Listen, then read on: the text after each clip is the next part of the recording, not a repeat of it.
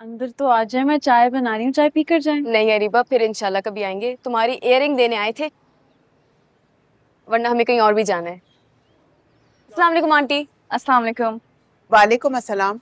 अंदर आओ ना बेटा, यहाँ क्यों खड़ी हो? नहीं नहीं आंटी, हमें देर हो रही है, हमें कहीं और भी जाना है। ये फारिया के घर अपना इयररिंग छोड़ आई थी, वही वापस करने आए थे।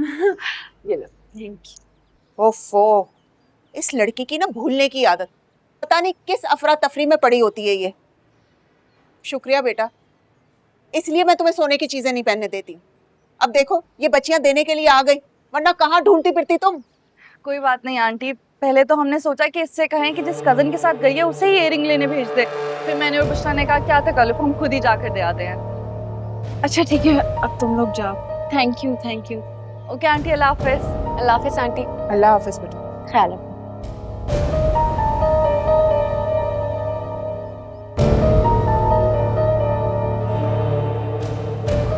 रुको, ये लड़कियां किसके बारे में बात कर रही थी? तुम शानी के साथ आई हो? अम्मी वो अरीबा, जो मैं पूछ रही हूँ उसका जवाब दो। तुम शानी के साथ आई हो?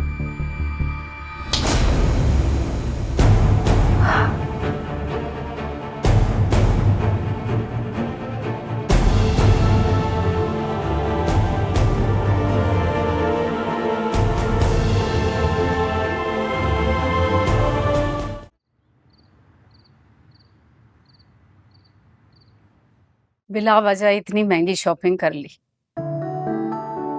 तो सिर्फ मंगनी की रस्म कर रहे हैं, निकाह थोड़ी हो रहा है। ऐसे दिल खोल कर पैसा खर्च करोगे तो शादी पे क्या करोगे? अम्मी, आप टेंशन ना लें, इंशाल्लाह शादी के लिए भी सब कुछ अच्छा होगा। हाँ वो तो ठीक है, मगर बेटा जिंदगी में सिर्फ मंगनी और शादी पे ही पैसा खर्च नहीं होता। शादी के बाद जिम्मेदारियां बढ़ जाती हैं। तुम्हें आगे के लिए पैसा बचा कर रखना चाहिए। तो अल्लाह का शुक्र है कि तुम्हारी अच्छी जॉब है, इनकम अच्छी आ रही, तो इसका मतलब ये तो नहीं कि तुम इस तरह से खुला पैसा उड़ाओ। तुम्हें आगे के लिए बचा के रखना चाहिए पैसा। सारे में कहीं ऐसा तो नहीं है कि इन सब चीज़ों की फरमाइश अनमोल ने की हो और इतनी एक्सपेंसिव चीज़ें तुमने उसके कहने पर खरीदी? नहीं अम्मी, अनमोल ने कोई फरमाइश नहीं की थी, बल्कि वो तो मुझे बार बार कह रही थी कि इतना एहतमाम करने की क्या जरूरत है। अम्मी, आपको पता है ना कि अनमोल की चॉइस कितनी सिंपल है। ये ड्रेस, ये ज्वेलरी, ये सब कुछ मैंने अपनी पसंद से लिया है। हाँ, जैसे तुम मुझे सच बता दोगे। आपने ज्वेलर से बात की? वो आपको अपनी पसंद से अंगूठी लेनी थी ना? हाँ हाँ, अंगूठी का ऑर्डर दे दिया मैंने। और सुनो मेरी बात, अब जो कुछ लेना था ले लिया, अब जो लेना देना होगा ना वो शादी पे ही करेंगे, कुछ और खरीदने की जरूरत नहीं है। जी जी, जैसा आप बोलेंगी बिल्कुल वैसे ही हुआ। रजिया, रजिया, ये सारी चीजें समेट कर मेरे रूम में रख दो। तुम फ्रेश हो जाओ, मैं खाना लगवाती। जी।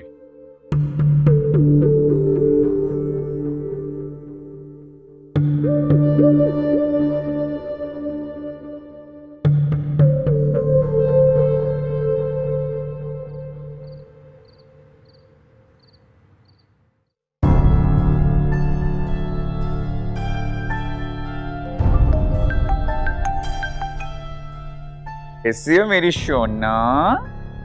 मैंने तुम्हें कहा था ना मुझे लेने मत आओ, लेकिन तुम तो मेरी एक भी नहीं सुनते, हमेशा अपनी चलाते हो।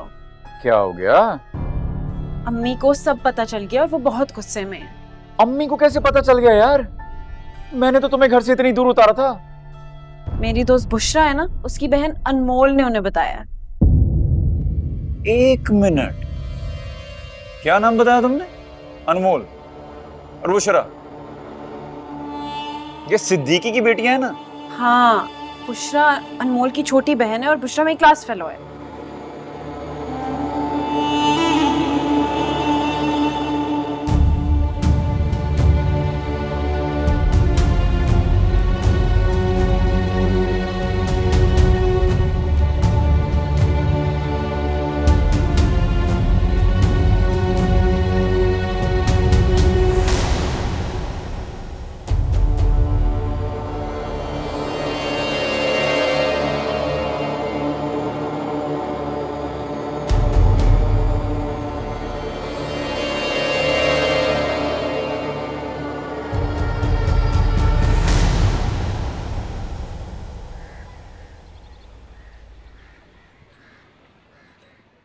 अम्मा,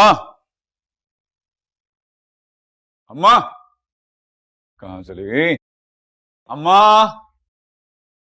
शानी भाई, हाँ, अम्मा तो घर पर नहीं है। कहाँ गई? अम्मा अब्बा जी के साथ शाजिया भाजी के घर गई हैं। शाजिया के घर? क्यों? और अब्बा तो जाते नहीं है शाजिया की तरफ। यही तो मुझे समझ नहीं आ रहा। शाजिया बाजी का फोन आया था, उनकी सास ने अब्बा जी को फौरन घर बुलाया है, तो अम्मा जी भी साथ चली गई। शानी भाई, शाजिया बाजी बहुत घबराई हुई लग रही थी। उसने कुछ बताया?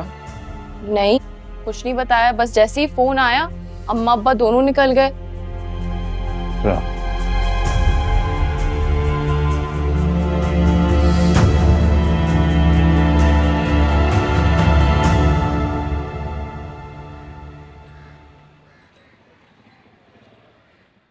आप बेटी के बाप हैं, आप इस बात को अच्छी तरह से समझ सकते हैं कि बेटियों की इज्जत कितनी नाजुक होती है।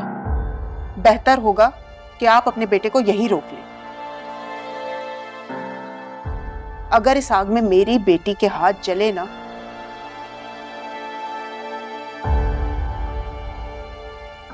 तो आपकी बेटी भी महफूज नहीं रहेगी।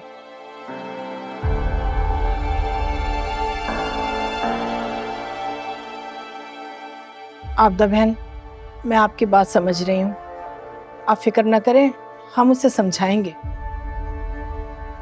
नहीं, आप उसको समझाएंगी नहीं, आप उसको रोकेंगी। जी जी, बिल्कुल ऐसा ही करेंगे। मेरा तो दिल चाह रहा था कि आपके घर में आके मैं शानी को 2 जूते लगाऊं, लेकिन मैंने इस बात को नहीं उछाला क्योंकि मेरी बेटी की इज्जत का मामला है। मैं इस बात को जितना उछालती ना, आग उतनी भड़कती, और मैं इस आग को ज्यादा नहीं भड़काना चाहती, लेकिन ये आग अब आप लोगों को बुझानी पड़ेगी। जी जी, हम भी यही चाहते हैं। कम से कम शानी को ये तो सोचना चाहिए था कि ये उसकी बहन का ससुराल है।